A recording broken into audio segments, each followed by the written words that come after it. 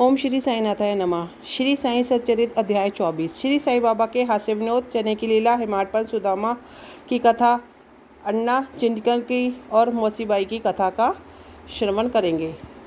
प्रारंभ। अगले अध्याय में अमुक अमुक विषयों का वर्णन होगा। ऐसा कहना कि एक प्रकार का अहंकार ही है। जब तक अहंकार गुरु चरणों में अर्पित ना कर दिया जाए तब तक सत्य स्वरूप की प्राप्ति संभव नहीं है। यदि हम निरभिमान हो जाए तो सफलता प्राप्त होना निश्चित ही है। श्री साई बाबा की भक्ति करने से ऐहिक तथा आध्यात्मिक दोनों पदार्थों की प्राप्ति होती है और हम अपनी मूल प्रकृति में स्थिरता प्राप्त कर शांति और सुख के अधिकारी बन जाते हैं। अतः मुमुक्षुओं को चाहिए कि वह आदर से ही श्री साई बाबा की लीलाओं का श्रवण कर उनका मनन करें। यदि वह इस प्रकार पतन करते रहेंगे तो उन्हें अपने जीवन ध्येय तथा परमानंद की सहजी प्राप्ति हो जाएगी।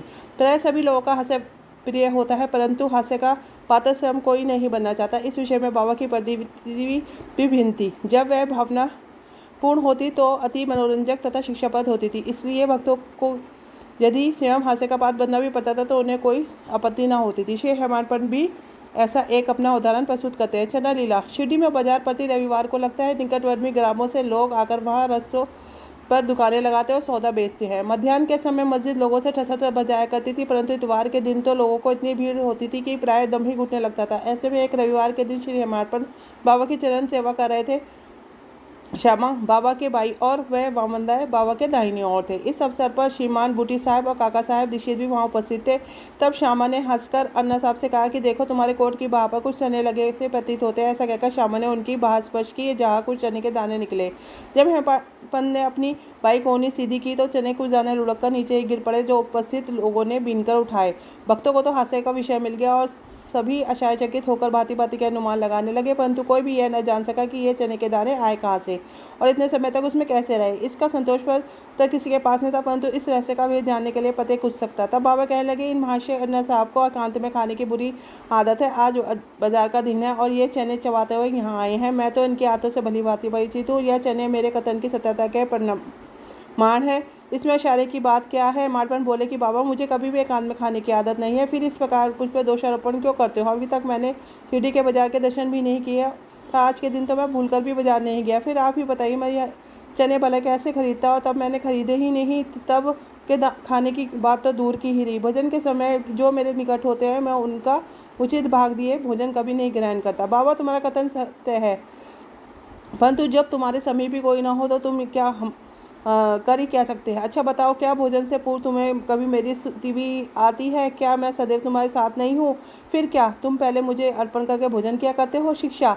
इस घटना द्वारा बाबा ये शिक्षा प्रदान करें कि थोड़ा इस और ध्यान देने की आवश्यकता है। इसका सारांश ये है कि इंद्रिय, मन और बुद्धि द्वारा पदार्थों का रसास्वादन करने के पूर्व बाबा का स्मरण करना चाहिए। उनका स्मरण ही अर्पण की एक विधि है। इंद्रिय विषय पदार्थों की चिंता किए बिना कभी नहीं रह सकती। इन पदार्थों को भोग से पूर्व ईश्वरन देने से उनका आसक्ति स्वभाव नष्ट हो जाती है। इसी प्रकार समस्त इच्छाएं, क्रोध और तृष्णा आदि कुप्रवृत्तियां को प्रथम ईश्वर अर्पण कर गुरु की ओर मोड़ देना चाहिए। यदि इसका नित्याभ्यास किया जाए तो परमेश्वर तुम्हें कुप्रवृत्तियों के दमन में सहायक होंगे।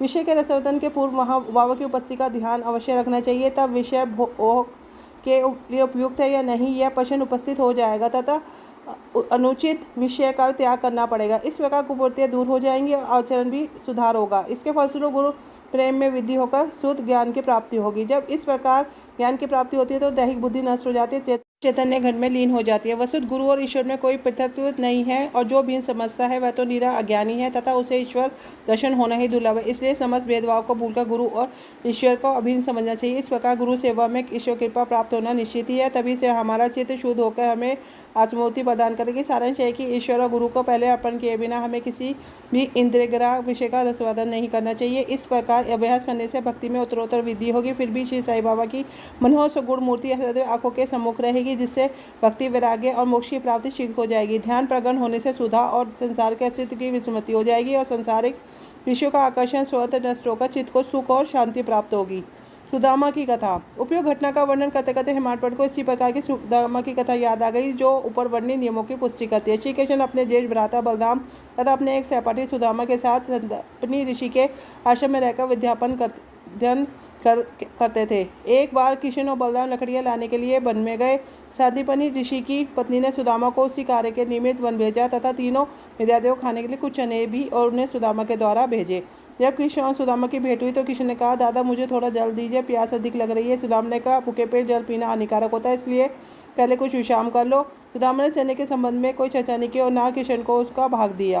किशन थके हुए तो थे, इसलिए सुदामा की गोद में अपना सिर रखते हुए प्रधान निद्रा में निमग्न हो गए। तभी सुदामा ने अवसर पाकर चने चबाना आरंभ कर दिया। इसी बीच में अचानक किशन पूछ बैठे कि दादा तुम क्या खा रहे हो और ये कड़ की ध्वनि कैसे हो रही है। सुदामा ने उत्तर दिया कि यहाँ खाने को है ही क्या, मैं तो शीत से काँप रहा हूँ और इसलिए मेरे दांत कड़कड़ बज रहे हैं। देखो तो मैं अच्छी तरह से विष्णु सहस्रनाम भी उच्चारण नहीं कर पा रहा हूँ। यह सुनकर अंतर्यामी किशन ने कहा, दादा मैंने अभी स्वप्न में देखा कि एक व्यक्ति दूसरे की वस्तुएं खा रहा है।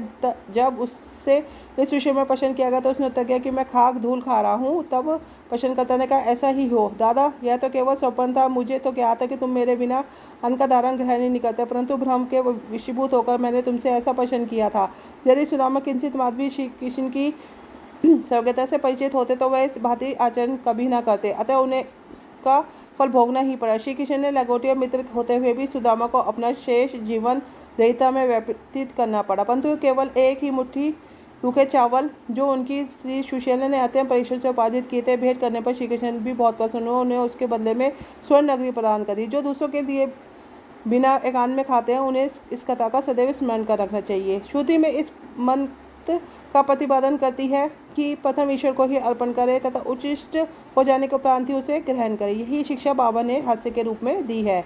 अन्ना चिनकर और मौसीबाई। अब श्री हेमाडपंत एक दूसरी हास्यपूर्ण घटना का वर्णन करते हैं जिसमें बाबा ने शांति स्थापना का कार्य किया है। दामोदर घनश्याम बाबरे उपनाम अन्ना चिनकर बाबा के भक्त थे। वह सरल हृदय और निर्भीक प्रकृति के व्यक्ति थे। वे निडरता पूर्वक स्वस्थ भाषण करते और व्यवहार में सदैव नागत नारायण से थे। यद्यपि व्यवहारिक दृष्टि से वे रूखे और असहिष्णु प्रतीत होते थे, परंतु अंतकाल से कपटहीन और व्यवहार कुशल थे। इसी कारण उन्हें बाबा विशेष प्रेम करते थे। सभी भक्त अपनी अपनी इच्छा अनुसार बाबा के अंग अंग को दबा रहे थे। बाबा का हाथ कटरे पर रखा हुआ था। दूसरी ओर एक विधवा उसकी सेवा कर रही थी जिसका नाम वेडूभाई कोजगी था। बाबा उन माँ को माँ शब्द से संबोधित करते तथा अन्य लोग उन्हें मौसीबाई कहते थे। वह एक शुद्ध हृदय की महिला थी। वह उस समय दोनों हाथों की उंगलियां मिलाकर बाबा के शरीर को मसल देती। जब वह बलपूर्वक उनका पेट दबाती तो पेट और पीठ का प्राय एकीकरण हो जाता था। बाबा भी इस दबाव के कारण वहां सरक रहे थे। अन्ना दूसरी ओर सेवा में मस्त से मौसीबाई का सिर हाथों की परिशीलन क्रिया के साथ नीचे ऊपर हो रहा था। अब इस प्रकार दोनों सेवा में जुटे थे तो अनायास ही मौसीबाई विनोदी प्रकृति होने के कारण ताना देकर बोली कि ये अन्ना बहुत बुरा व्यक्ति है और ये मेरा चुंबन करना चाहता है। इसके केश तो पक गए हैं परंतु मेरा चुंबन करने में इसे तनिक भी लज्जा नहीं आती। जतः सुनकर अन्ना क्रोधित होकर बोले, तुम कहती हो कि मैं एक वृद्ध और बुरा व्यक्ति हूँ, क्या मैं मूर्ख हूँ? तुम खुद ही छेड़खानी करके मुझसे झगड़ा कर रही हो। वहाँ उपस्थित सब लोग इस विवाद का आनंद ले रहे थे। बाबा का स्नेह तो दोनों पर था, इसलिए उन्होंने कुशलतापूर्वक विवाद का निपटारा कर दिया। वे प्रेम पूर्वक बोले, अरे अन्ना व्यर्थ ही क्यों झगड़े हो? मेरी समझ में नहीं आता कि माँ का चुंबन करने में दोष या हानि ही क्या है। बाबा के शब्दों को सुनकर दोनों शांत हो गए और सब उपस्थित लोग भी ठाका मारकर हंसने लगे। बाबा के विनोद का आनंद लेने लगे।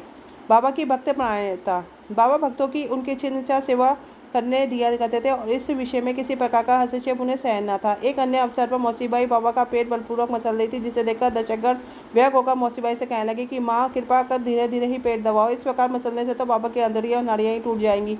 वे इतना ही कह पाए थे कि बाबा अपने आसन से तुरंत उठकर बैठ के समान लाल आंखें क्रोधित हो गई। सास किसे था और जो कि उन्हें रोके। उन्होंने दोनों हाथों से झटके का एक छोर पकड़ नाभि में लगाया और दूसरा छोर जमीन पर पटका उसके पेट में धक्का दे लगे। झटका लगभग 2 या 3 फुट लंबा था। अब ऐसा प्रतीत होने लगा था कि वह पेट में छिद कर प्रवेश कर जाएगा। लोग चौंकित भयभीत हो उठे कि अब पेट फटने ही वाला है। बाबा अपने स्थान पर दृढ़ हो उनके अत्यंत समीप होते जा रहे थे और प्रतिक्षण पेट फटने की आशंका हो रही थी। सभी तब्रे विमूढ़ हो रहे थे। वह आश्चर्यचकित और भयभीत हो ऐसे खड़े थे जैसे मानो गूंगों का समुदाय हो। यथार्थ में भक्तगण का संकेत मौसीबाओं को केवल इतना ही था कि वह सहज रीति से सेवा करे। किसी की इच्छा बाबा को कष्ट पहुंचाने में न थी। भक्तों ने यह तो एक कार्य केवल सद्भावना में प्रेरित होकर ही किया था, परंतु बाबा ने अपने कार्य में किसी का हस्तक्षेप कर्मात्र भी नहीं होने देना चाहते थे। भक्तों को तो आश्चर्य हो रहा था कि शुभ भावना से प्रेरित कार्य दुर्गति से परिपूर्ण हो गया है और वह केवल दर्शक बने देख रहे हैं कि अतिरिक्त कर ही क्या सकते थे। भाग्यवश बाबा का क्रोध शांत हो गया। सटका छोड़कर वे पुनः आसन में विराजमान हो गए। इस घटना से बाबा दत्तों ने शिक्षा ज्ञान की कि अब दूसरों के कार्य में कभी भी हस्तक्षेप नहीं करेंगे और सबको उनकी इच्छा अनुसार ही बाबा की सेवा करने देंगे। केवल बाबा ही सेवा का मूल्य आंकने में समर्थ थे। तो इसी के साथ साई चरित का 24वां अध्याय पूर्ण होता है। ओम साई नाथाय नमः। श्री सद्गुरु साईनाथापरमस्तु। शुभम भवतु। साई नारायण नारायण हरि हरि। आपका दिन शुभ हो।